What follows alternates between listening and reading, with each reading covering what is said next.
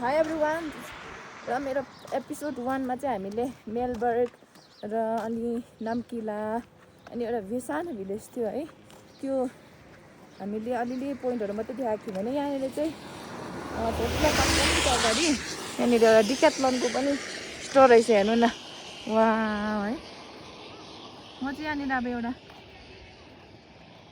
यहाँनिर चाहिँ अब केही लुगाहरू किनेछु है। मैले यो चाहिँ रिल्सहरूमा मात्रै देखेको थिएँ, तर यहाँ पनि रहेछ डिक्याथ्लोन स्टोर। यो डिक्याथ्लोन चाहिँ आर्मीहरूले नै ओन गर्दो रहेछ नि त। मैले यो चाहिँ रिल्सहरूमा देखेको थिएँ। अनि अब एउटा ज्याकेट किन्छु होला, किनकि पुरा जाडो भयो कि मलाई। हेर्नु न, वाह, खालि वाह भन्नु मात्रै आउँछ हो। यहाँनिर एक दुईवटा लुगाहरू हामी हेर्नेछौँ। अब फोटोलाई पासै उयो भएछ, मिस भइसक्यो, किनकि अब यहाँदेखिको यता चाहिँ यो गुगल म्यापहरू चल्दैन नि त होइन। त्यसले गर्दाखेरि चाहिँ हामीले फोटोलाई पासै मिस भएछ हाम्रो। अब तर यही रुट चाहिँ यसले चाहिँ पुग्दो रहेछ। एउटा ज्याकेट हेर्छु ल भनेको यहाँनिर। वा, खालि मुखमा वाउ भन्ने मात्रै पर्छ। एउटा ज्याकेट चाहिँ किन्नु भनेको।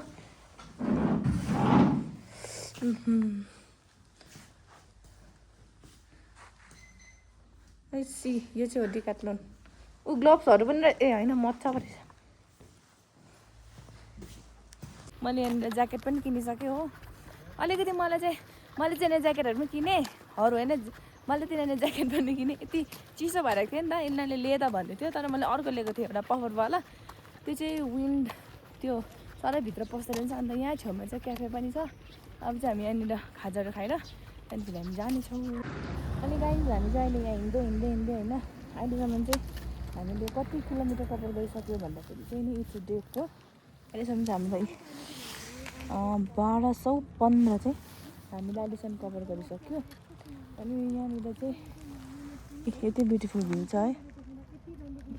यो यहाँ मोनास्ट्री रहेछ अनि भिलेजहरू रहेछ, यति राम्रो राम्रो है। कस्तो मजाले बनेर बसेको है। अनि यहाँ माथि चाहिँ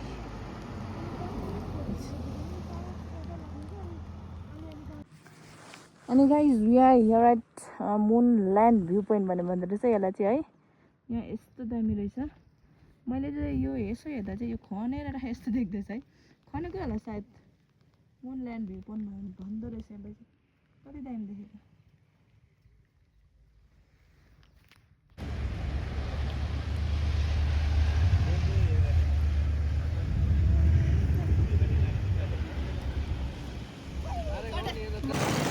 गाइज, ल्यान्ड हामीले यो मुनल्यान्ड भ्यू पोइन्टमा चाहिँ यति बेसी खिच्यो कि मुनल्यान्ड भ्यू मात्र होइन, माथि हामीले आज कारगिलदेखिको चाहिँ यति बेसी खिच्यो। अब हामीलाई बादमा यो भिडियोजहरू देखेर पनि कहाँदेखिको सुरु गरौँ र कहाँदेखिको एन्ड गरौँ भन्ने खालको हुन्छ होला हो हामीलाई। यति बेसी त सायद अहिलेसम्म कसले खिचेको थिएन होला, जति चाहिँ हामीले खिच्यो होइन आज। यति बेसी खिच्यो, यति बेसी। आमामामा, कहाँदेखि हाल्नु हो, कहाँदेखि एन्ड गर्नु भएको हुन्छ अब चाहिँ हामी नन स्टप आइदेखि होइन। हामी चाहिँ नन स्टप चाहिँ अब चाहिँ यो पुग्नु चाहिँ भनेर आइदेखि होइन। तर एभ्री पोइन्टमा यस्तो दामी भ्यूहरू छ होइन, र किन नरोक्ने हामी, रोकेको रहेछ। अब वान टाइममा होइन, लाइफमा एकपल्ट आएको हो, सबै एक्सपिरियन्स गरिराख्नुपर्छ, सबै जग्गाहरू घुमिराख्नु पऱ्यो है। त्यही भएर चाहिँ हामी एकपल्ट एकदम घुम्दै हिँडेको र अब चाहिँ हामी ले पुग्न आँटेको छ भन्दाखेरि पनि त्यो त अझै टाढो रहेछ। म त अब पुग्न आँटेको होला भन्ने सोचिरहेको थिएँ कि, तर ले चाहिँ एकदम टाढो रहेछ। यहाँदेखिको 100 एबभ चाहिँ 6 किलोमिटर। यिनीहरूले हेर्दैछ नि त अहिले म्याप चाहिँ, मैले हेरेको थिइनँ। अनि मैले त सोचेको थिएँ सायद छेउछाउमा होला, तर होइन, अझै निकै टाढो रहेछ। अनि यहाँ यो मुनल्यान्ड भ्यू पोइन्टदेखि चाहिँ ओह्रालो चाहिँ अलिक गरम लाग्यो मलाई चाहिँ। तर ले चाहिँ चिसो छ भन्छ। अब हेरौँ त्यहाँ गएर याद हुन्छ है चिसो कतिको छ भनेर। अनि अब चाहिँ हामी ले पुगेर तपाईँलाई भिडियोजहरू देखाउँदैछु। यस्तो भ्यू कति दामी हो। मैले त जहाँ पनि मेरो त्यहीँ मनपर्ने के हो, यस्तो जतादेखि त्यतै फोन खोलेर फोन र गोप्रो अन गरिहालौँ भन्ने खालको भइसक्यो हो। यति दामी दामी छ, कति मजाको। जता गयो त्यतै टर्निङै पिछे भने जस्तो क्या, टर्निङै पिछे भने जस्तो त्यस्तै छैन। यो भ्यूहरू पनि टर्निङै पिछे। यो कारगिल आउनुभन्दा अगाडि चाहिँ तपाईँको पुरा बेसी चेक हुँदो रहेछ नि त। अनि गाडीहरूलाई चाहिँ प्रायः बेसी चाहिँ भिड्दो रहेछ त्यो लोकलको होस् या नहोस् होइन सबैले पुरा भिड्दै तर बाइकहरूलाई चाहिँ जानु दिइहाल्दैन बाइकहरूलाई चाहिँ केही प्रब्लमहरू गर्दैन अनि र अहिले भने चाहिँ हामी म्याग्नेटिक हिल्स पुगिसकेको छौँ है यहाँ चाहिँ यस्तो दामी अब यहाँ चाहिँ मेरो त सबै जग्गा दामी नै छ है मेरोबाट देख्नुहुँदैछ है एकदम अनि म्याग्नेटिक हिल्स यहाँनिर चाहिँ एकदम भाइरल रिल्सहरूतिर है यो सबै भाइरल रिल्सहरू यति बेसी भाइरल छ कि यो रुट चाहिँ हामी सङ्गम भ्यू पोइन्टमा छौँ र यति बेसी स्टपहरू है हामीले आज चाहिँ साह्रै बेसी स्टप लिइसक्यौँ तर अब यहाँनिरको पोइन्टै त्यस्तो छ के गऱ्यो होइन हरेक जग्गामा 70-30 किलोमिटर त्यस्तोतिर हरेक जग्गामा यस्तो यस्तो दामी दामी पोइन्टहरू छ अनि हामी किन चाहिँ नरोक्नु होइन सो यहाँ हेर्नुहोस् यस्तो अनि मेन सङ्गम चाहिँ यहाँ रहेछ यो दुइटा सङ्गम चाहिँ यो दुइटा यहाँ चाहिँ यसरी मिल्दो रहेछ त्यही कारण यो सङ्गम भ्यू पोइन्ट भनिँदो रहेछ यसलाई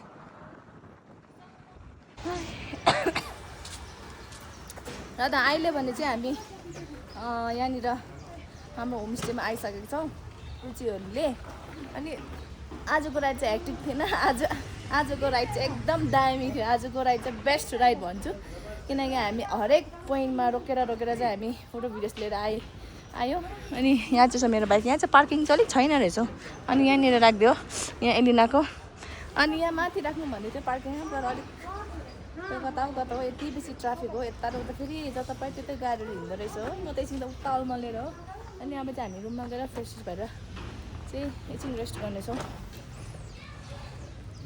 हामीले डिनरहरू पनि गरिसक्यो र अब भोलि चाहिँ हाम्रो स्टे यहीँनिर छ लेहमै अनि आजको भ्लग चाहिँ म यहीँनिर एन्ड गर्दैछु बाई र तपाईँहरू फुल भिडियो है म त अलिअलि बनाउँछु फुल भिडियो डे 1 देखिको तपाईँ हेर्नु चाहनुहुन्छ भने चाहिँ एलिना राइट्सकोमा गएर हेर्नु होला उहाँले चाहिँ एकदम दामी भ्लगिङ गर्छ नि फेरि म चाहिँ एकदम लर्नर मात्रै हो होइन लर्नर पनि गर्दिनँ भन्छ म अब केही भन्नु सक्दिनँ गोप्रो माइक मिलाइदिन्छु गरोस् अलिअलि भन्ने हुन्छ नि त होइन अब तपाईँहरूलाई पनि टक्कै बोलेको भन्दा मोटो भ्लगिङ बिचमा आउँदा वेलकम टु मोटो भ्लगिङ कृति च्याम्लिङकोबाट भन्दा कस्तो हुन्छ लु भन्नुहोस् त एउटा भाइस आउँछ नि त राइडर्स भएपछि होइन खोइ गर्दिनँ भन्छ म मेरोबाट मोटिभेट गर्ने हो अब मैले थम्बनेल पनि बनाइदिन्छु भने गाइस होइन त्यो पनि छैन अब म के गर्न सक्दिनँ होइन अब उसको इच्छा हो गर्छ मलाई चाहिँ त्यो फर्स्ट टाइम भएर होला कि कहाँबाट सुरु गरौँ कहाँबाट इन गरौँ हुन्छ र तपाईँहरूले मेरो यदि मोटो भ्लगिङहरू हेर्नु हुँदैछ भने चाहिँ यो चाहिँ मेरो स्टार्टिङ मात्रै है त्यही भएर म के हुन्छ हो